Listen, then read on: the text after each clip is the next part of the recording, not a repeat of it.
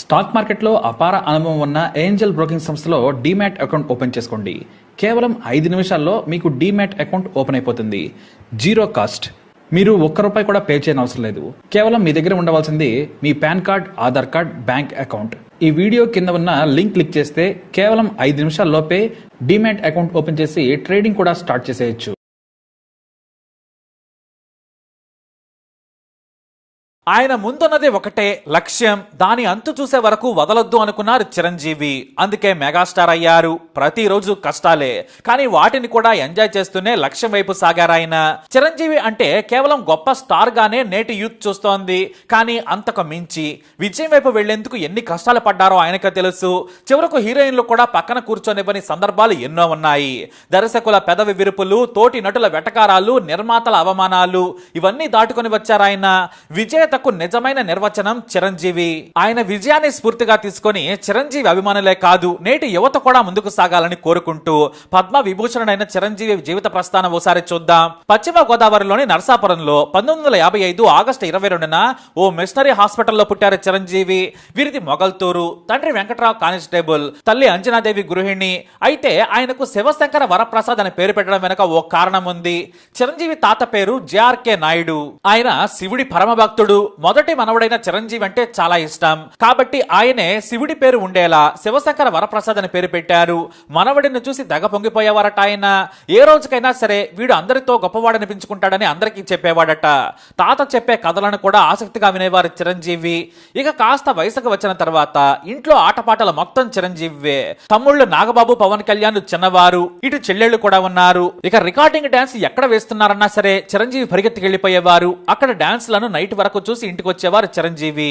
ఇక ఉదయాన్నే లేవగానే తన తమ్ముళ్ళు చెల్లెలను కూర్చోబెట్టి డాన్స్ స్టెప్పులు వేసి చూపించేవారు. అప్పటి నుంచే డాన్స్ మీద ఆసక్తి పెరిగింది. ఎందుకంటే భలే వేస్తున్నావు డాన్స్ అంటూ అంతా పొగిడేవారు. కానీ చిరంజీవి తండ్రి వెంకట్రావుకు కొడుకును పోలీస్ ఆఫీసర్ ను చేయాలనే కోరిక ఉండేది.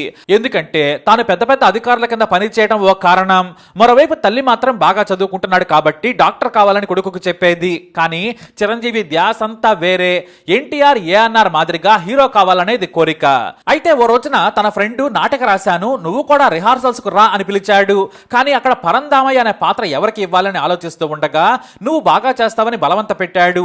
చిరంజీవికి చేయాలని ఉన్నా కూడా ఇంకా మంచి పాత్ర చేయాలనే కోరిక ఉంది. అయితే నిజంగానే ఆ పాత్ర చిన్నదైనా కూడా కథకు కీలకమైంది. ఆ రోల్లో చిరంజీవి ఎరగదీయడంతో అనుకోకుండా బెస్ట్ యాక్ట్ అవార్డు ఇచ్చారు నిర్వాహకులు. ఆ యాక్టింగ్ చూసి తల్లి తండ్రి పర్వాలేదు బాగానే చేశావని మెచ్చుకున్నారు. ఇక ఇంటర్ వరకు కూడా మొగల్తూరు నుంచి నరసాపురం వరకు 4 స్కూల్స్ మారారాయన. డిగ్రీ మాత్రం నరసాపురంలోని వైఎన్ఎం డిగ్రీ కాలేజీలో పూర్తి చేశారు. ఏపీ తరఫున ఢిల్లీలోని సాంస్కృతిక కార్యక్రమాల్లో పాల్గొని ఓ నాటిక కూడా వేశారు. అంతేకాదు ఇందిరాగాంధీ ముందు పోలేరమ్మ జాతరను ఉర్రు తొలగించేలా ప్రదర్శించింది ఏపీ టీం. అందులో చిరంజీవి ఎరగదీశారు. అందరూ చప్పట్లు కూడా కొట్టారు. సెలబ్రిటీల ముందు ఆ ప్రదర్శనతో ఫుల్ కాన్ఫిడెన్స్ వచ్చింది.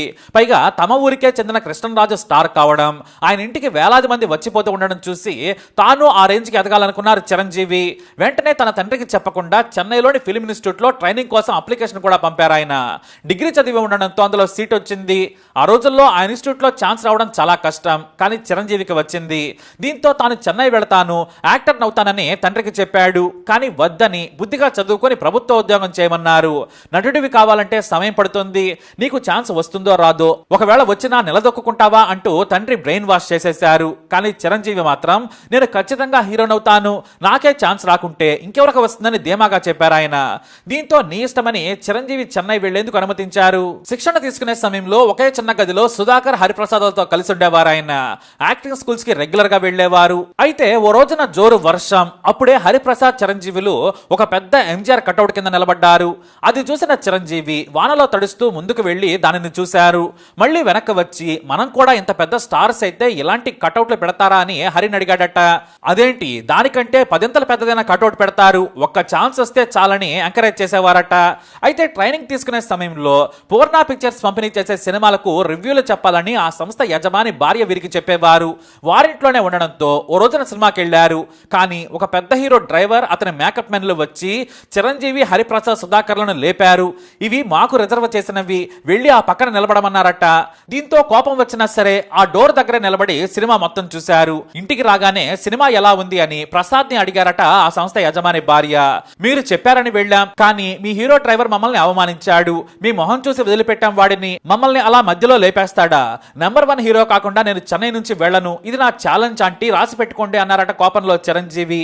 ఆమె నవ్వి, నీ దగ్గర టాలెంట్ ఉందిలే, నీకు టైం వస్తుంది అని బాధపడకని చెప్పారట.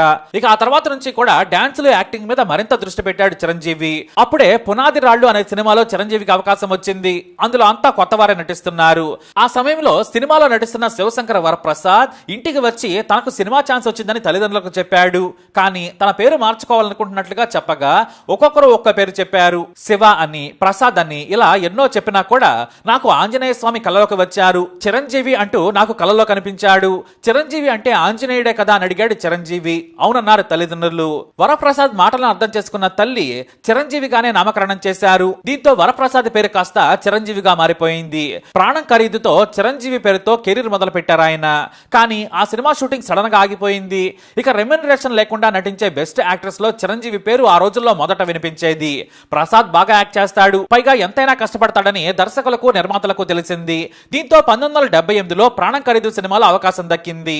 ఆ సినిమా విడుదల తర్వాత పునాది రాళ్లు సినిమా కూడా రిలీజ్ అయింది. ఆ సినిమా తర్వాత దిగ్గజ దర్శకులు బాపు, బాలచందర్లు సినిమా ఛాన్సులు ఇవ్వడంతో చిరంజీవి అనే కొత్త నటుడు ఉన్నాడని ఇండస్ట్రీలో తెలిసింది. కానీ అప్పటికి చిరంజీవికి ఎప్పుడూ కూడా నెగటివ్ రోల్స్ తో పాటు చిన్న చిన్న పాత్రలు వచ్చేవి. వాటిని కూడా రిజెక్ట్ చేస్తే తనకు గుర్తింపు పోతుందేమోనని భయపడి చిరంజీవి ఏ పాత్ర వచ్చినా చేసేవారు. అయితే మన ఊరి పాండవులు మూవీతో మంచి గుర్తింపు వచ్చింది. ఆ తర్వాత పున్నమి నాగుతో మంచి హిట్ అందుకున్నారు చిరంజీవి. ఆ తర్వాత కాళీ, మొగుడు కావాలి, తోడు దొంగలు, న్యాయం కావాలి, చట్టానికి కళ్ళేవు, మంచు పల్లకి, ఇలా కొన్ని హిట్స్ వచ్చాయి, కొన్ని ఫ్లాప్స్ వచ్చాయి. అలాగే ఇలా వచ్చి అలా వెళ్లిపోయిన సినిమాలు చాలానే ఉన్నాయి. వరుసగా 10 ఫ్లాపుల తర్వాత వచ్చిన మూవీ ఖైదీ. అంతే, ఈ సినిమా చిరంజీవిని స్టార్ ను చేసేసింది. చిరంజీవి కెరీర్ ను ఖైదీకి ముందు, ఖైదీకి తర్వాత అని చెప్పొచ్చు. ఎందుకంటే ఖైదీ ఇండస్ట్రీని షేక్ చేసింది. మరో స్టార్ టాలీవుడ్ లో పుట్టాడని అందరూ పొగిడారు.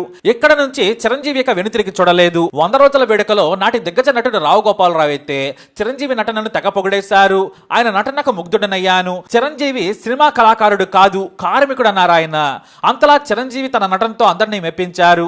ఎన్టీఆర్, ఏఎన్ఆర్, కృష్ణంరాజు, శోభన్ బాబు హవాల్లో నవతరం హీరోగా డాన్సులు, ఫైట్లు చేస్తూ తనకంటూ కొత్త పేరును సృష్టించుకున్నారు చిరంజీవి. ఒకటా రెండా, గోండా నుంచి నాగు వరకు, దొంగ నుంచి విజేత వరకు ఎన్నో వైవిధ్యమైన పాత్రలు చేశారు చిరంజీవి. జేబు దొంగ, మంచి దొంగ, ఖైదీ నెంబర్ 786, స్టేట్ రౌడీ, కొండవీటి దొంగ, ఇలా చిరంజీవి టాలీవుడ్ ని షేక్ చేసి పారేశారు. అడవి దొంగ కూడా బ్లాక్ బస్టరే. అయితే 1991లో వచ్చిన గ్యాంగ్ లీడర్ మూవీ చిరంజీవిలోని హీరోయిజాన్ని యువతకు పరిచయం చేసింది. కొత్త డాన్సులు, కొత్త ఫైట్లు, డైలాగులు చిరంజీవిని నెంబర్ 1 హీరోని చేశాయి. చిరంజీవి మొదటిసారి నెంబర్ 1 హీరో అయింది ఈ సినిమా ద్వారానే. అంతేకాదు, ఈ మూవీ తర్వాత దేశంలోనే ₹1 కోటి పారితోషికం తీసుకున్న మొదటి హీరోగా రికార్డు క్రియేట్ చేశారు. అమితాబ్ బచ్చన్, రజనీకాంత్ కూడా ఆ నెంబర్ను కలలో కూడా ఊహించలేదు. చిరంజీవి తర్వాతే అమితాబ్, రజనీకాంత్లు ₹1 కోటి తీసుకున్నారు. చిరంజీవి సినిమా విడుదలైతే థియేటర్ల ముందు జాతర ఉండేది. ఒక హీరోకి ఇంతలా జనం వస్తారనేది ఎన్టీఆర్ తర్వాత తెలుగు తెరకు ఫ్యాన్ ఫాలోయింగ్ చూపించింది చిరంజీవి. కొన్నాళ్లకు ఇంకా పెద్ద స్టార్ గా ఎదిగిపోయారు ఆయన. హిట్లర్, మాస్టర్, స్నేహం కోసం, ఇంద్ర, ఇలా హై ఎక్స్పెక్టేషన్స్ తో చిరంజీవి పెద్ద స్టార్ అయ్యారు. స్టాలిన్ నుంచి ఖైదీ number 150, God father, Waltair Veeraiah, బోలా శంకర్, ఇప్పుడు విశ్వంబర, ఇలా సినిమాలు చేస్తూనే ఉన్న చిరంజీవి కెరీర్లోని మొదటి కష్టం మాత్రం ఎవరికీ తెలియనిది. చిరంజీవి కారణంగా రామ్ చరణ్ నుంచి అల్లు అర్జున్ వరకు, పవన్ కళ్యాణ్ నుంచి సాయి ధరమ్ తేజ్ వరకు అందరూ నటులయ్యారు. వీరందరి ఎదుగుదలకు కారణం చిరంజీవి అనే మహావృక్షం. సమాజ సేవలోనూ ముందున్న చిరంజీవి ఎన్నో కార్యక్రమాలు చేశారు. బ్లడ్ బ్యాంక్ నుంచి కోట్లాది రూపాయలను ప్రజలకు, కష్టాల్లో ఉన్న కళాకారులకు ఆయన తన వంతు సాయం చేస్తూనే ఉండేవారు. అందుకే సినిమా అవార్డులు కాకుండా దేశంలోనే అత్యున్నతమైన పద్మశ్రీ, పద్మభూషణ్ అందుకొని రెండో అత్యున్నత అవార్డు అయిన పద్మ విభూషణ్ కూడా అందుకోబోతున్నారు. ఇక మిగిలింది భారతరత్న మాత్రమే. మరి చిరంజీవి గారికి పద్మ విభూషణ్ వచ్చింది. మరి ఆయనకు తప్పకుండా కంగ్రాట్స్ చెబుదాం. మీరు కూడా కామెంట్ ద్వారా తెలియజేయండి. వీడియోని లైక్ చేయండి, షేర్ చేయండి, మా ఛానల్ని సబ్స్క్రైబ్ చేసుకోండి.